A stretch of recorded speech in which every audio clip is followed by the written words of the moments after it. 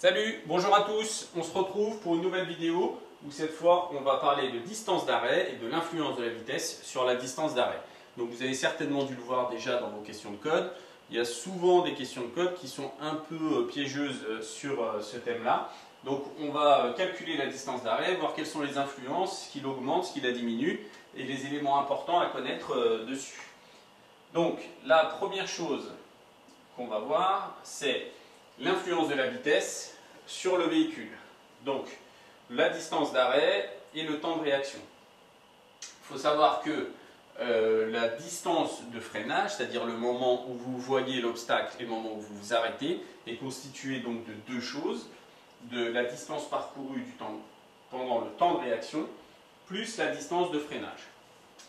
Donc, lorsque vous voyez notre petit chien là-bas au bout de la rue, on va parler de perception. Ça veut dire que au moment où vous le voyez, c'est votre cerveau qui va prendre l'information, qui va l'analyser et qui va en déduire une action. D'accord? Donc considérez que c'est dangereux, qu'il faut réagir et qu'il faut freiner. Donc le temps que votre cerveau réfléchisse et le temps que votre pied arrive sur la pédale, ça c'est le temps de réaction. Ok? Le temps de réaction en moyenne, il est à peu près d'une seconde. D'accord? C'est une moyenne générale pour l'homme en tout. Alors c'est parfois un peu plus, c'est parfois un peu moins. Je pense notamment aux sportifs, aux pilotes de Formule 1 qui ont un temps de réaction un peu plus bas. C'est pour ça que c'est des champions de Formule 1. Mais de manière générale, retenez que pour l'homme, on a une seconde de temps de réaction. Alors, du coup, elle dépend donc de quoi? Donc, notre distance parcourue pendant le temps de réaction, elle va dépendre de l'état du conducteur. Donc, les influences qu'on va pouvoir retrouver sur cette distance, c'est votre état personnel, c'est-à-dire est-ce que vous allez être fatigué, est-ce que vous avez bu de l'alcool, est-ce que vous avez consommé des stupéfiants, est-ce que vous êtes sur votre portable, est-ce que vous envoyez un texto, est-ce que vous êtes très fatigué, etc., etc. Donc vous avez bien compris que le temps de réaction qui est lié à l'humain, les influences qui sont dessus, c'est l'état du conducteur. Ok?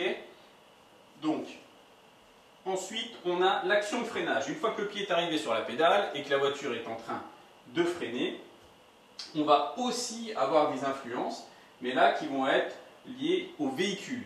Donc la performance du véhicule, ça veut dire quoi? Ça veut dire que si vous avez un véhicule qui est quand même relativement neuf, avec des bonnes capacités et de bonnes performances, vous allez avoir un véhicule qui va s'arrêter un petit peu plus rapidement. Et l'état de la chaussée. Donc l'état de la chaussée, c'est quoi? Forcément, c'est des pavés, des graviers, s'il pleut, s'il neige, s'il y a du verglas, etc. Forcément, ça va avoir une influence et ça va allonger votre distance de freinage. Donc ça, c'est important à savoir. Cependant, ce qu'il faut retenir vraiment, parce que vous avez beaucoup de questions sur ça, ce qui augmente la distance d'arrêt, c'est surtout la vitesse. Tout le temps, tout le temps, tout le temps. Donc très important de bien l'intégrer pour que quand on vous pose la question, que vous soyez capable de connaître votre temps de réaction et l'influence que ça peut avoir. Alors, l'influence sur le véhicule. Voilà, on a trois tableaux qui vont vraiment bien nous éclairer où on va rouler à trois allures différentes, à 50, à 90 et à 130. Donc, si on est à 50 km/h, on a toujours, qu'on soit à 50, à 90 ou à 130, notre seconde de temps de réaction. Donc, pendant la seconde de temps de réaction, temps de soleil, 14 mètres.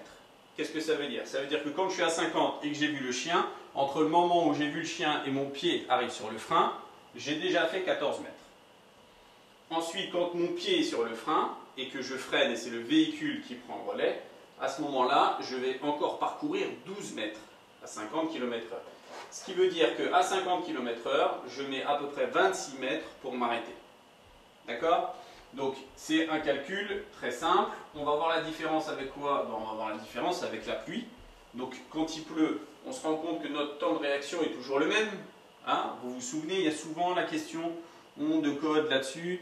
Il pleut, il neige. Est-ce que ça va avoir une influence sur mon temps de réaction ou est-ce que ça va augmenter mon temps de réaction? Faites très attention à ça. Donc le temps de réaction, c'est lié à l'humain. Rappelez-vous. Donc si vous n'êtes pas fatigué, si vous n'avez pas consommé de stupéfiants, vous n'avez pas bu d'alcool, s'il ne fait pas beau, ça n'a pas d'influence sur votre temps de réaction. Par contre, ça va avoir une influence sur le véhicule. Puisque le sol est mouillé, puisque ça glisse, du coup, on va avoir 24 mètres pour s'arrêter au lieu des 12 quand il fait beau. On voit ici avec la neige où là on est carrément à 48, donc on a presque doublé. Et par contre, on se retrouve avec une distance d'arrêt qui est entre la neige et le beau temps, presque multipliée par 3. Donc 38 mètres, 62 mètres sous la pluie et la neige. Après, on peut développer le calcul, hein, on le voit ici à 90. Alors quand même, il faut quand même prendre conscience qu'on est sur des distances d'arrêt qui sont quand même très élevées. Donc, Monsieur Code, quand il vous pose la question, il ne le fait jamais par hasard, mais il veut bien comprendre si vous avez compris, si vous avez intégré que le véhicule est dangereux, que plus vous allez vite et plus c'est dangereux, plus vous allez mettre du temps pour vous arrêter. Donc sur les questions de code, ne vous dites pas j'ai le temps, le véhicule est loin, je ne mets pas mon pied devant le frein tout de suite, etc. Hein? Vous comprenez bien là que quand il vous faut 100 mètres, 180 mètres ou 60 mètres pour vous arrêter, eh bien, il faut que vous réagissiez très tôt et que vous anticipiez beaucoup.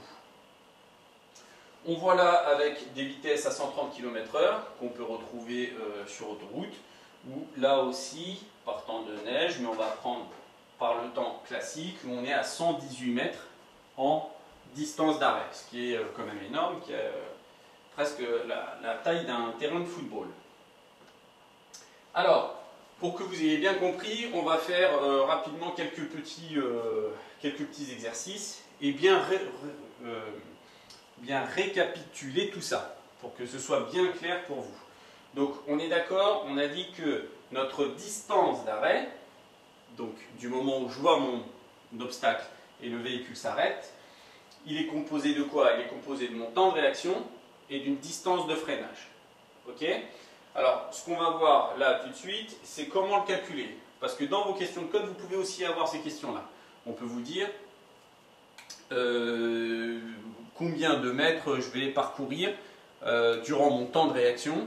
Donc 15 mètres, 20 mètres, 30 mètres, etc. Et on va vous faire des propositions. Ça veut dire que Monsieur Code induit que vous savez faire le calcul.